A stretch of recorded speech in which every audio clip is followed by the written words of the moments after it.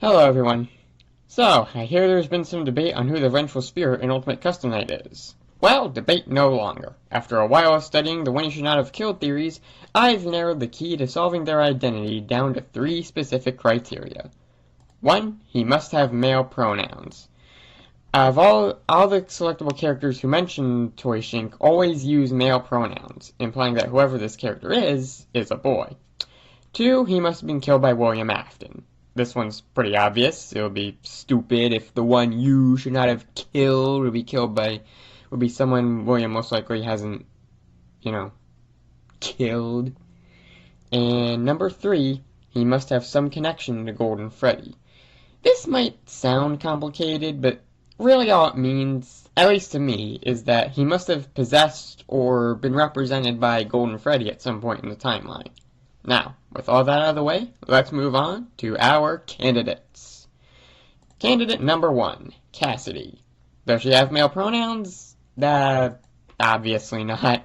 Now, I have seen people say that the animatronics are talking about the Golden Freddy animatronic, but that's always felt like a cop-out to me. I believe it's Withered Chica, specifically, who says something like, "I have seen him, the one you shouldn't have killed." So, if she's talking about Golden Freddy, then I think at least a good majority of the roster has seen Golden Freddy. So, that doesn't make much sense to me. Other than that, she was killed by William Afton, and has a connection to Golden Freddy, obviously. But that first criteria is making me have my doubts. Candidate number 2, Dave Afton, or Crying Child, or Bite Victim, or whatever you want to call him. So long as it's not Evan. Anyway, Dave does have male pronouns, so we're already off to a good start. But he was not killed by William Afton. Under the theory that Dave is Toy Shink, I've seen people say that William pulled the plug on his son, but there's literally no evidence for this whatsoever, and I think it's pretty well implied in FNAF 4 that it was the big bite that killed Dave, so that's a no for this criteria. Anyway, he obviously does have the Golden Freddy connection, so yeah. Moving on, I guess. Candidate number 3, David Murray. Once again, he does use male pronouns. Did William kill him? Now, I've seen theories that it was William who ran David over with his car, but 1, it's more likely that that was an accident, and 2, David was like 5 when he died, so I doubt he'd carry a grudge like that for that long. And lastly, I don't think he has a Golden Freddy connection. I can see the argument that the white tiger suit in Secret of the Mimic is supposed to be the Golden Freddy connection, but I feel like Scott would hint at that a bit more in Ultimate Custom Night if that were the case. Candidate number 4, Michael Afton. Michael uses male pronouns, so that's a start. He was not, however, killed by his dad.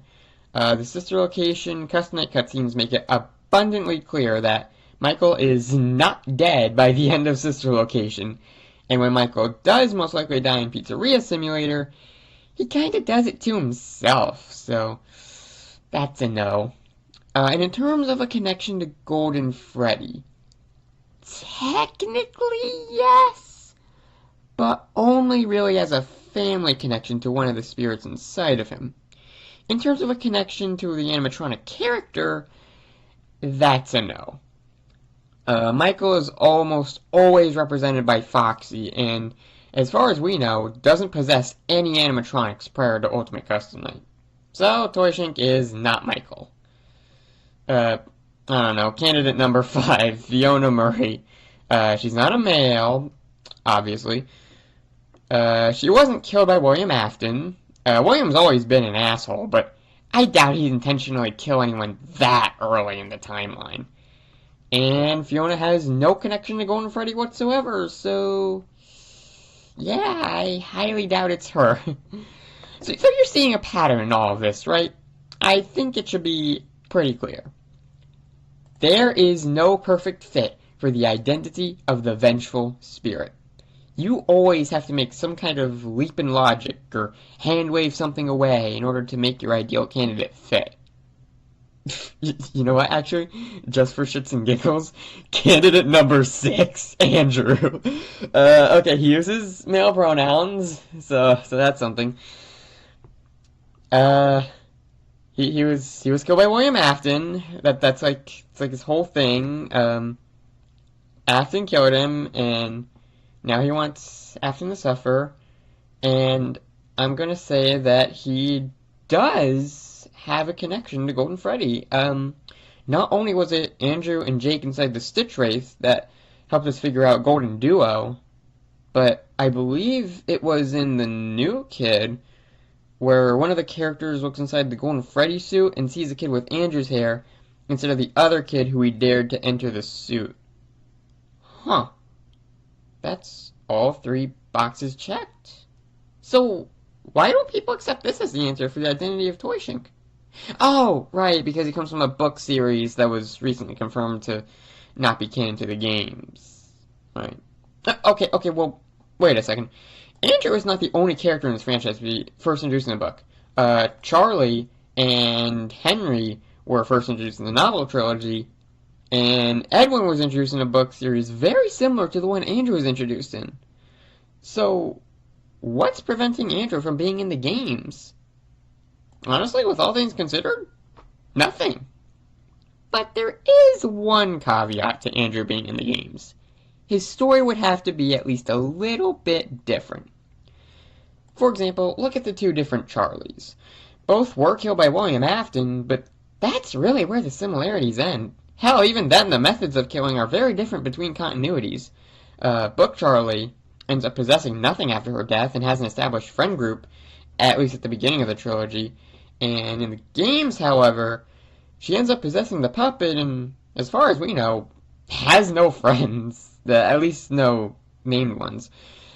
So this applies to almost all book characters, and I believe it would be no different with Andrew. The only question would be how Andrew's story differs in the games. This is what I plan on solving today.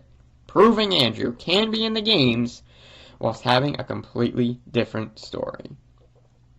So I think the best way to figure out Andrew's backstory would be to start with our conclusion and work backwards from there.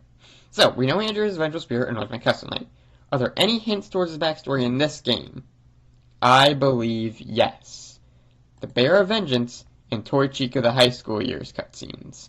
Everyone has their theories on them and what they represent, but I don't think I've ever seen anyone ask why we're seeing them to begin with.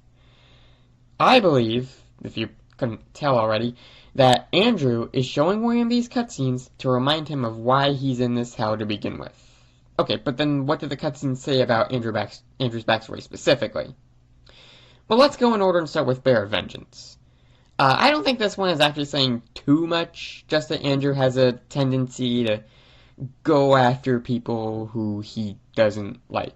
So, pretty much just setting up his motivation, really. Toy Chica the high school years, however, is when things get juicy. Get your mind out of the gutter.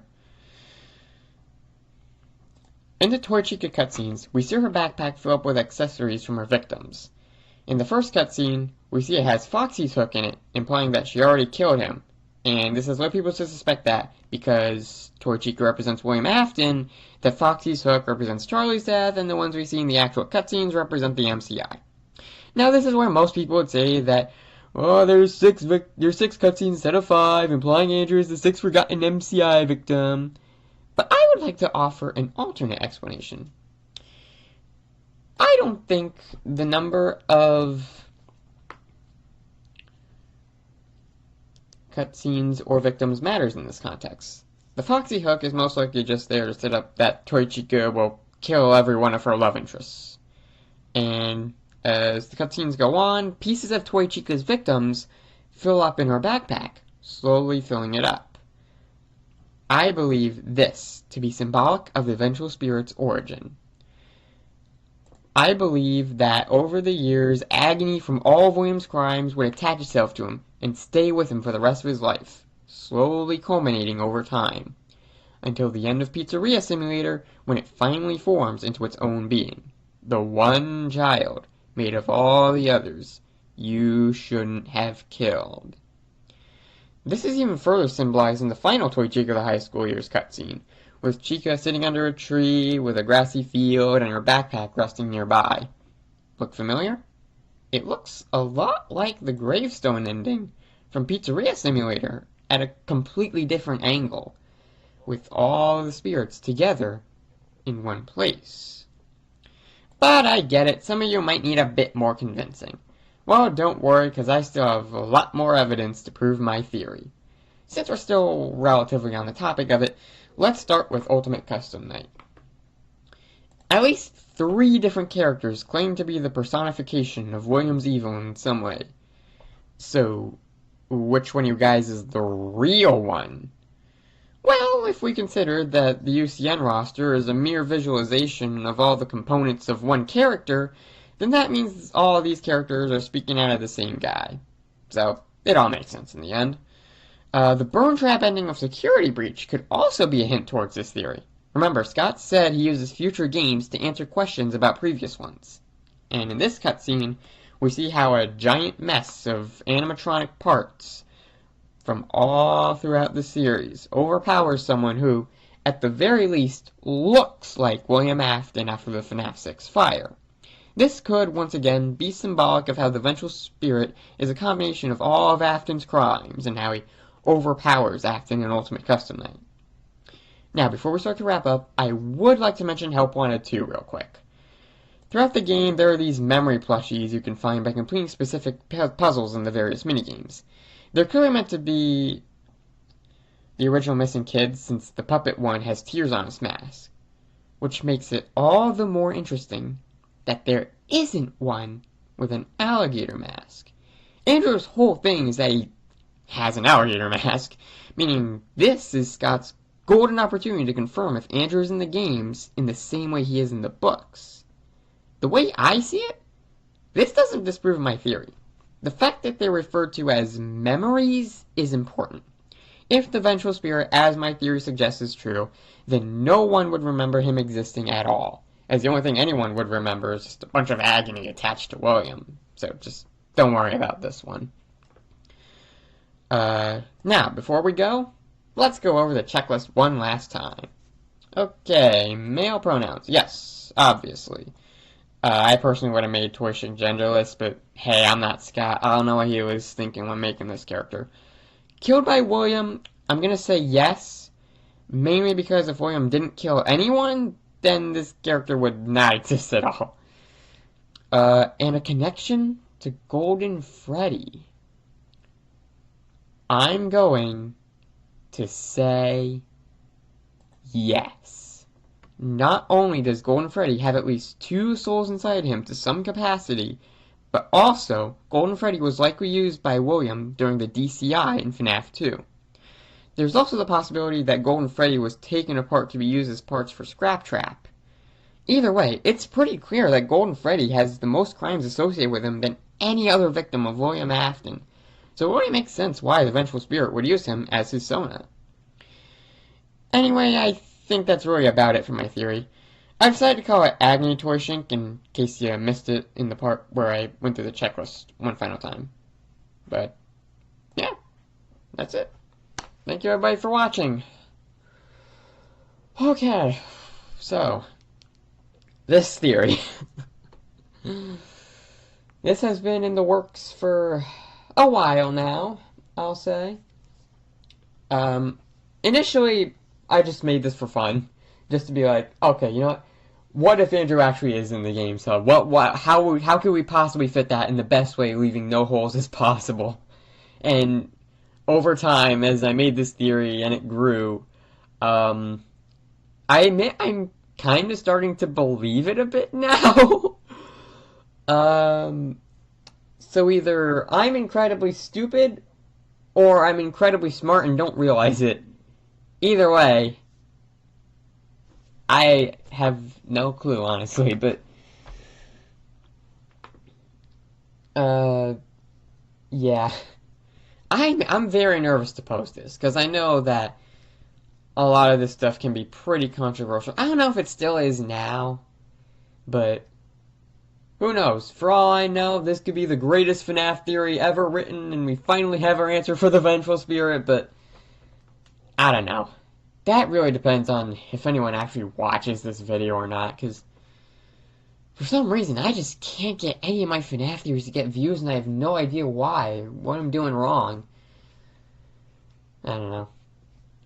I'll figure it out one day, because there's this really big FNAF theory that I really want to post, but I just want to guarantee it'll get views first. So, yeah.